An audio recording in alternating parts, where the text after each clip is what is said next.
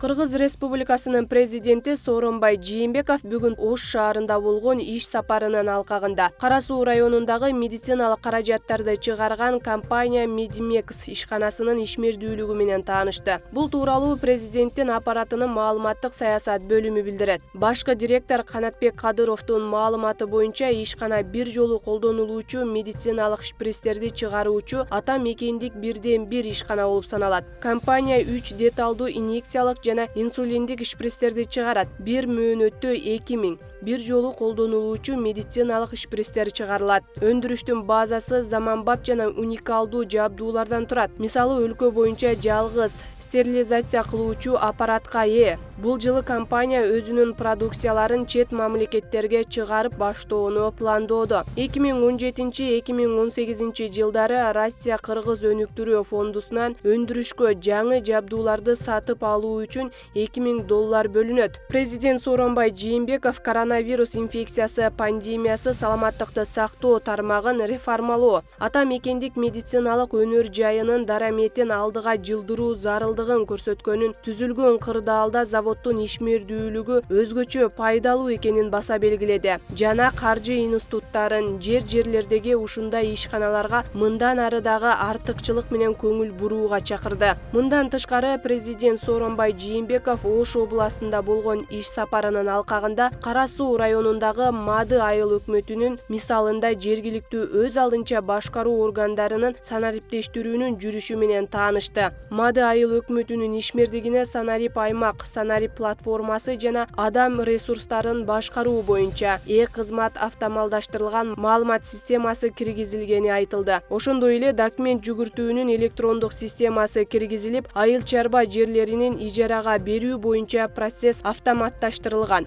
Мындан сырткары санарип аймак платформасынын алкагында айыл өкмөттөрүндөгү 6760 үй чарбасы жөнүндө маалыматтар санариптештирилүүдө. Президент Сооронбай Жээнбеков жергиликтүү бийликтин өз ишмердүүлүктөрүн санариптештирүү боюнча аракеттерди канаттануу менен белгиледи. Президент Сооронбай Жээнбеков жергиликтүү бийликтин өз алдынча ишмердүүлүктөрүн санариптештирүү боюнча аракеттерин канаттануу менен белгиледи. Жерлердеги санарип трансформация иштеринде жергиликтүү өз алдынча башкаруу органдарынын жетекчилеринин ролу чоң экенин, алардын жеке жоопкерчилигинен ишке ашырылып жаткан долбоорлордун ыкчамдыгы менен сапаты көз каранды болоорун баса белгиледи. Коррупцияга каршы күрөштө башкы инструмент санариптештирүү болуп саналат. Бул үчүн биздин саясий эрк бар. Санариптештирүү ишинде жакшы натыйжаларга жетишилди. Анын ичинде түндүк ведомстволор аралык электрондук өз ара аракеттешүү системасы да бар.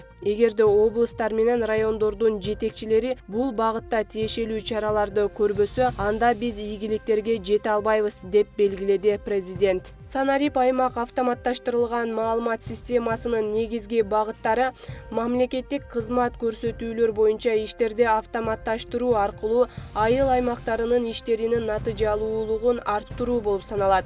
2020 жылдын аягына чейин 453 айыл өкмөтүнө бул системаны киргизүү пландаштырылган. Калаанын социалдык саясат боюнча вице-мэри Виктория Мазгачева жана мэриянын аппарат жетекчиси Адилет Малдыбаев Бишкек ысымдуу баланы кабыл алышты. Муниципалитеттин басма сөз кызматы белгилегендей, 8 жашар Бишкек Табылдыев Ысык Көл облусунун Тоң районундагы Кажысай айылында жашайт. Ал үй бүлөдө эң кичүүсү, өзүнөн улуу 4 байкеси жана эжеси бар. Бишкек бизге 2-класста окуурун жана билим алуу онлайн режимде өткөрүлүп жатканын айтып берди. Бишкекке жаңы форматта окуу жеңил болуу үчүн шаардык мэрия телевизор жана смартфон белек кылды, деп айтылат маалыматта. Мэриядан кошумчалагандай, апасы Чынардын айтуусу боюнча баланын атын чоң атасы Бишкек Баатырдын урматына койгон. Эскерте кетсек, жакында Медет Төлөгөнов аттуу шаар тургуну социалдык тармактарга кичинекей, бети кызыл Бишкек аттуу баланын сүрөтүн жүктөп, Кажысайда жашаарын белгилеген. Бишкек мэриясы баланы таап, аны менен таанышууну чечишкен. Кыргызстанда сутка ичинде 151 адам коронавирустан айыгып чыкты. Бул тууралуу өкмөт үйүндөгү маалымат жыйынында Саламаттыкты сактоо министрлигинин коомдук саламаттыкты сактоо башкармалыгынын башчысы Айнура Ахматова билдирди. Анын айтымында Бишкек шаарында 92, Ош шаарында 2, Чүй областында 6, Ош облусунда 8, Нарын областында 1, Талас областында 2, Ысык Көл областында 23, Жалал Абад областында 9, Баткен областында 8 бейтап коронавирустан айыкты. Учурда Кыргызстанда коронавирустан айыгып чыккандардын жалпы саны 40.487-ге жетти. Евразиялык өнүктүрүү банкынын санариптик демилгелер фонду Евразиялык аймакта COVID-19 коронавирустук инфекциясы пандемиясына каршы туруу жана анын кесепеттерин жоюу боюнча мыкты санариптик чечимдерге сынак жарыялайт. Бул тууралуу өкмөттүн аппаратынын маалыматтык камсыздоо бөлүмү билдирет. Сынакка санариптик трансформация жаатындагы компетенциалдуу банктын мүчө мамлекетинин каалаган компаниясы же эксперттер катыша алат. Сынактын жеңүүчүлөрү Евразиялык өнүктүрүү банкынын санариптик демилгелер фонду тарабынан сунушталган долбоорлорду ишке ашырууга каржылоо алат. Сынакка катышуу шарттары менен таанышуу жана арызды толтуруу үчүн Евразиялык өнүктүрүү банкынын саясий сайтында жайгашкан. Сынакка катышуу арыздар 2020-жылдын 4-октябрына чейин кабыл алынат. Жыл сайын этникалык кыргыздар үчүн Кыргызстандын жогорку окуу жайларынан 75 бюджеттик орун бөлүнөт. Бул тууралуу кабар агенттигиндеги маалымат жыйынында Билим берүү жана Илим министрлигинин эл аралык кызматташуу бөлүмүнүн башчысы Чынара Маткеримова билдирди. Анын айтымында Кыргызстанда жашаган этникалык кыргыздар үчүн 25 бюджеттик орун, Өзбекстанда жашагандар үчүн 20, Тажикстанда жашагандар үчүн Туркия, Казакстан жана Кытайда жайгашкан этникалык кыргыздар үчүн 5 орундан берилет. Бүгүнкү күнгө чейин Кыргызстанда жашаган этникалык кыргыздардан 17 өтүнмө, Өзбекстандан 40, Тажикстандан 20дан ашык өтүнмө түштү. Өзбекстанда документтерди кабыл алуу 15 сентябрга чейин жүрүп жаткандыктан дагы өтүнмөлөр түшөт деп ишенебиз, деди ал. Жыл сайын документтерди министрлик кабыл алып, сынак Кыргызстанда өткөрүлчү. Быйыл пандемияга байланыштуу чек аралар жабык болгондуктан документтерди аталган өлкөлөрдүн элчиликтерибиз кабыл алууда жана сынактарды да өткөрүп бермекчи. Алар бизге сынактан өткөндөрдүн тизмесин жөнөтүшүп, алар бюджеттик орундарга кабыл алынат, деди ал.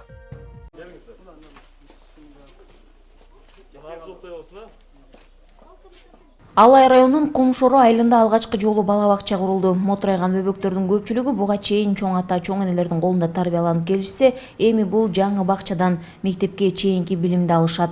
Айылда буга чейин миграция күч алып, жаштардын дээрлик жарымы Орусияда эмгектенишет. Учурунда ачылган бала бакчанын курулушу пандемия убагында да токтободу. Кенжетайларды кабыл алган бала бакча бардык талаптарды аткаруу менен иштеп баштады. Пандемияга байланыштуу балдарды кабыл алып атканда бир месте турабыз. Бакчанын киреберишинде ошо температурасын өлчөп, балдардын анан кийин бала бакчага киргенден кийин бат-баттан температурасын өлчөп, анан колдорун антисептик менен жууп, ошо буттарын ошол жерде атайын неме бар, килемче ошолорго неме кылып арчып анан кирип. 30 орундуу бала бакчанын курулушу былтыркы жылдан башталган. Быйылкы жылы сыртта ойноочу аянтчалары, өт өчүрүүчү каналары, сырткы жана ички ашканалары, жылытуу системалары толук бүткөрүлдү. Бала бакчанын ачылышын көптөн көп ата-энелер күтүшкөн. Бул бакчаны биз аябай көптөн күттүк элек. Ачылышын ачты. Ушул жерге балдарды берип, жакшы тарбияласын деп, мектеп ачылгыча тарбия берсин деп бердик. Жошолу айыл аймагындагы Ленин жол айылында Кеңеш Шамурбеков атындагы ден соолукту чыңдоочу спорт комплексинин ачылышы болду. Аталган комплекс республикалык бюджеттен каржыланып, курулушу 2019-жылдын май айында башталган. Имаратты бүтүрүүгө жалпысынан 14 миллион 67 миң сом бөлүнгөн. Спорт комплексте заманбап бардык шарттар түзүлгөн, волейбол, баскетбол жана күрөшүүчү аянтчасы бар.